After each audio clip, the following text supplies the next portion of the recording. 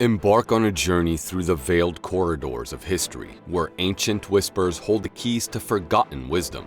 Delve into the mystical significance of menstrual blood, bitumen, and resin as we unravel the hidden threads connecting humanity to the divine. From sacred rituals to arcane beliefs, join us as we decipher the enigmatic language of the ancients and unveil the profound mysteries concealed within the sands of time. Prepare to be mesmerized by the untold tales of antiquity, where every artifact holds a secret and every legend conceals the truth waiting to be revealed. Unveiling the enigmatic Dead Sea, myths, mysteries, and ancient wisdom. The inhabitants of Judea were well aware that the Dead Sea, situated in a rift valley, was much lower than the surrounding areas. It is the lowest point on Earth, approximately 1,300 feet below sea level. The menstrual fluid of the Earth's womb naturally made its way to the surface of the Dead Sea, and other fluids were required to loosen its grip: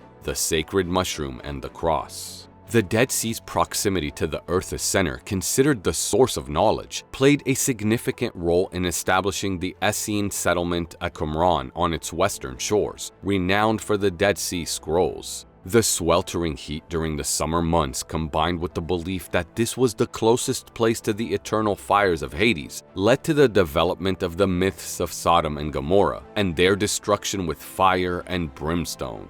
The ground here is dangerously close to the fermenting heat of the Earth's center, as evidenced by the hot springs on the east side of the Dead Sea at Calarok. Despite popular local belief that evil spirits release hot water from the lower regions to deny relief to the damned in hell, it is believed that King Solomon sent a servant to open the springs when he discovered the thin crust of the earth at this point. To ensure this messenger's safety, the wise monarch made him stone deaf to deter subterranean devils. Unveiling ancient botanical mysteries, exploring the secret medicinal plants of Machaerus. In the grounds of Herod's great palace fortress, Machaerus, a plant of rue, grew to an astounding size. Rue was considered the prime abortifacient, as its various names now made clear. Pliny documented that it would open the womb, promote menstruation, bring away the afterbirth and dead fetus, and cause womb strangling, making it a danger to pregnant women. Josephus's digression to speak of a particular rue plant in his topographical account of the Machaerus fortress is intriguing. The rue plant was not commonly known during Josephus's time, and its inclusion is unusual. However, as we have previously seen, Josephus often introduces botanical elements into non-botanical discussions to make a veiled reference to a topic he is reluctant to discuss openly. In his account, Josephus describes a magic plant called baris that grew in a ravine north of the fortress town.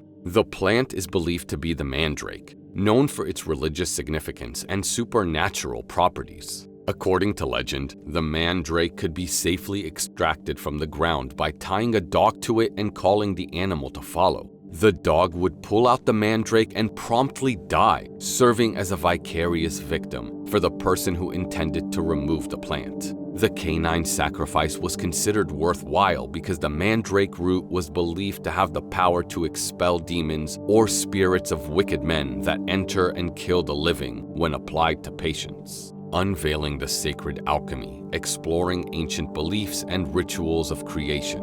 Of more immediate interest is the alternative method offered for capturing the root. It eludes the grasp of persons who approach with the intention of plucking it, as it shrinks up and can only be made to stand still by pouring upon it a woman's urine and menses. Thus, the releasing agents for the mandrake were the same as for the Dead Sea's bitumen.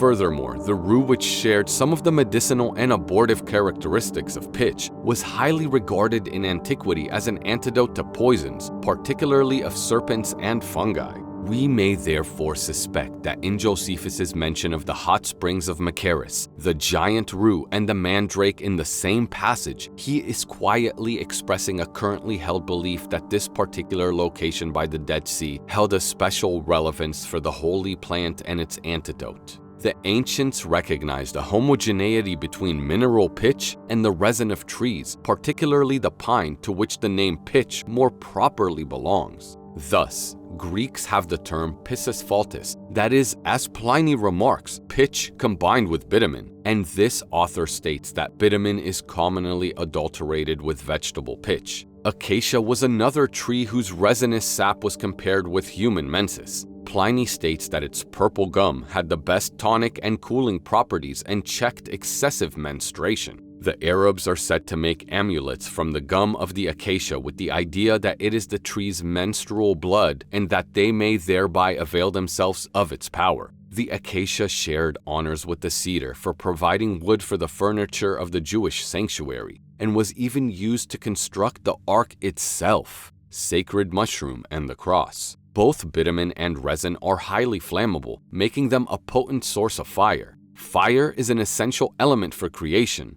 The Sumerian symbol for love was a burning torch inside a womb, which signifies the importance of fire in creation. In the same vein, the tip of the penis was also considered a fiery brand that ignites the uterus, just like the sun ignites the bituminous heart of the earth every evening. As Job stated, "As for the earth, out of it comes bread, but underneath it, it is turned up as by fire." Sacred flames, symbolism, and rituals across cultures. Wedding processions have always carried a pine torch, which is similar to the New Testament parable where the virgins of the kingdom carried lamps to meet the bridegroom. Torch carrying was also part of the Bacchus fertility rites, indicating its importance in many cultures. The 7-branched candlestick in the Jewish temple was symbolic of the same thing. The lamps were phallic in nature, and the biblical description refers to the base as the loins, from which the stalk rises with its 7 arms. Each arm had a cup shaped like an almond, consisting of a rounded knob or capital and a flower or bud.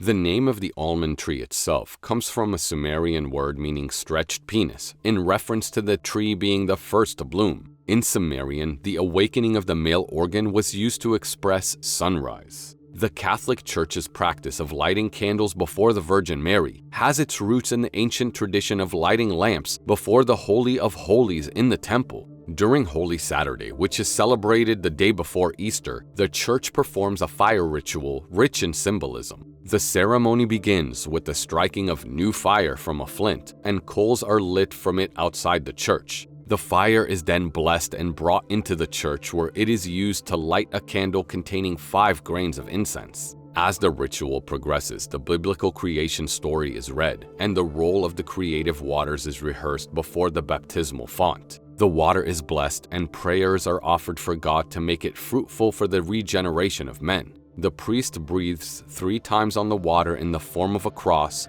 dips the candle 3 times into the water, and blesses it with the power of the Holy Ghost. This is done to make the whole substance of the water fruitful for regeneration. The ritual's climax involves the priest breathing on the water 3 more times and asking God to bless the pure waters with his mouth. The water is then ready for use in the baptismal font. The entire ceremony is a powerful testimony to the Church's commitment to tradition, symbolism, and the sacredness of water in the sacrament of baptism. In Greek and Roman mythology, the cult of Hestia Vesta provides a remarkable example of an ever-burning fire before a virgin goddess. Although the goddesses' names and cults differ in some respects, their origin remains the same. Hestia, the Greek goddess, bears a name that means fireplace, home, and the central fire of the universe. Euripides also referred to her as the Lady of Fire. In the past, her domain was in the king's palace, but over time, it shifted to the town hall, the council chamber of the magistrates, called Prytaneon in Greek. According to mythology, Hestia turned down the advances of both Poseidon and Apollo,